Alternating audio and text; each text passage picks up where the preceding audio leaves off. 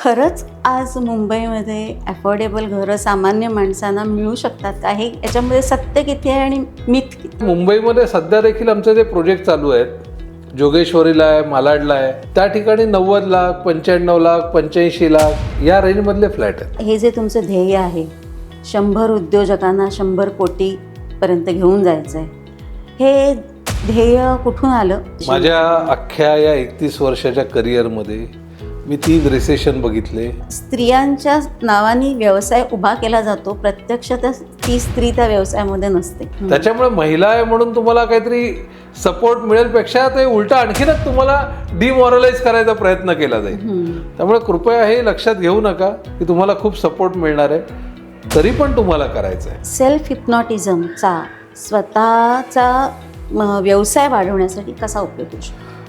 खूप फायदा करून घेता येईल. याचं कारण असं आहे